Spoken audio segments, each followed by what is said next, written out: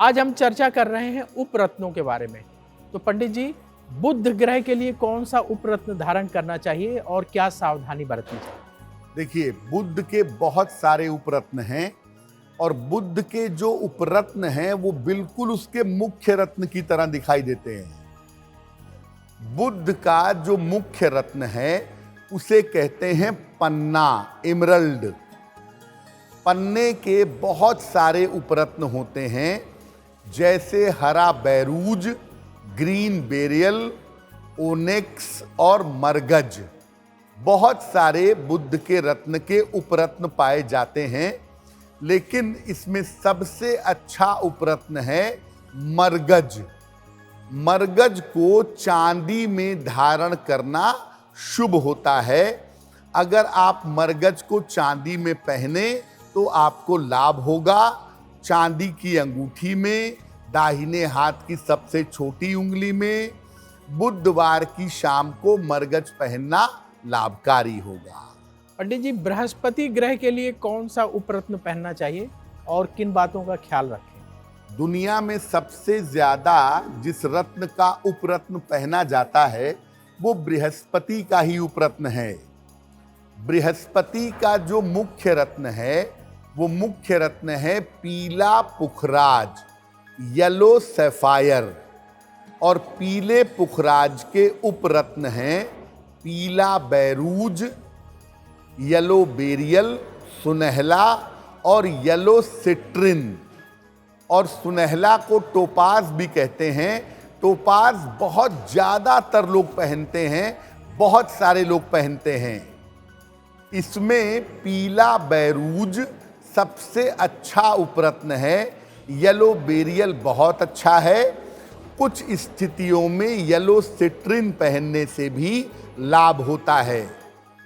पीला बैरूज पहनिए या येलो सिट्रिन पहनिए, पीतल में या सोने में पहनिए, दाहिने हाथ की तर्जनी उंगली में, इंडेक्स फिंगर में।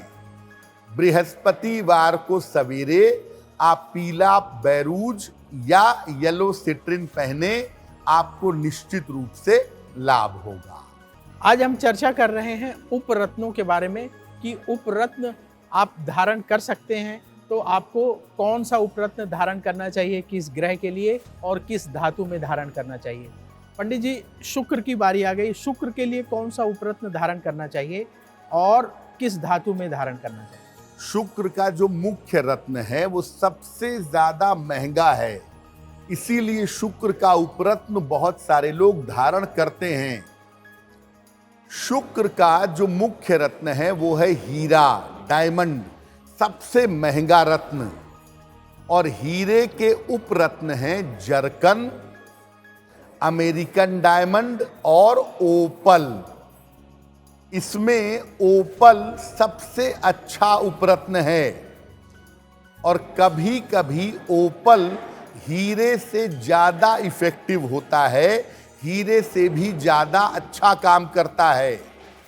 तो अगर आप हीरा नहीं पहन पा रहे तो आप एक ओपल पहनिए, चांदी की अंगूठी में, दाहिने हाथ की तर्जनी उंगली में। शुक्रवार की शाम को ओपल पहनना चाहिए। और जैसा मैंने पहले भी कहा कि बहुत सारे लोगों को हीरे से ज्यादा ओपल सूट करता है और बहुत सारे मामलों में ओपल पहनने से फायदे ज्यादा होते हैं। अब बात कर लेते हैं शनि ग्रह के बारे में।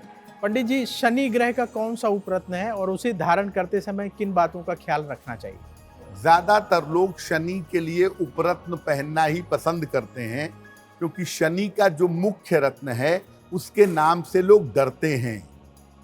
शनि का जो मुख्य रत्न है वो है नीलम, और नीलम के उपरत्न है नीली, नीला टोपाज, लाजवर्त और सोडा लाइट। ये तमाम उपरत्न नीलम के पाए जाते हैं। लेकिन नीलम का सबसे अच्छा उपरत्न है तंजनाइट। तंजानिया में पैदा होता है, लेकिन भारत में भी उपलब्ध हो जाता है। तंजनाइट नीलम के बराबर शानदार काम करता है और नीलम जितना महंगा नहीं होता। तंजनाइट को चांदी में बनवा करके दाहिने हाथ की मध्यमा अंगुली में, मिडिल फिंगर में शनिवार की रात को पहनना चाहिए। निश्चित रूप से लाभकारी होगा। आज हम चर्चा कर रहे हैं कि किस तरीके से आप उपरत्नों का प्रयोग करके अपने जीवन में लाभ प्राप्त कर सकते हैं। पंडित जी, जैसा कि आपने बताया कि उपरत्नों का समय कम होता है, तो क्या उपरत्नों को कुछ समय के बाद बदल देना चाहिए? देखिए, अगर आप मुख्य रत्न नहीं पहन सकते तो ऐसी स्थिति में उपरत्न धारण करना चाहिए। देखिए, किसी भी स्थिति में उपरत्न जो होते हैं उनका जीवन 2-2.5 साल से ज्यादा नहीं होता है। अब अगर मान लिया आपने पुखराज की जगह टोपास पहन लिया तो टोपास 2-2.5 साल तक काम करेगा, उसके बाद निकाल करके रख दीजिए, फिर उसका इस्तेमाल नहीं हो सकता, वो न्यूट्रल हो जाएगा। तो अगर उसके बाद संभव हो तो पीला पुखराज पहन लीजिए, और अगर तब भी नहीं अफोर्ड कर सकते हो तो 2-2.5 साल के बाद टोपास बदल करके दूसरा टोपास पहन लीजिए। यानी उपरत्नों को 2-2.5 साल के बाद बदल देना चाहिए और 2-2.5 साल के बाद दोबारा से उपरत्न पहन लेना चाहिए। लेकिन ये बात ओपल के मामले में लागू नहीं होती है। ओपल की लाइफ लगभग 5-6 साल होती है, तो ओपल अगर आपने एक बार पहन लिया तो आप 5-6 साल के बाद ही उसको बदलिए, उसके पहले बदलने की आवश्यकता नहीं है। अब वक्त है ऐसा क्यों जानने का।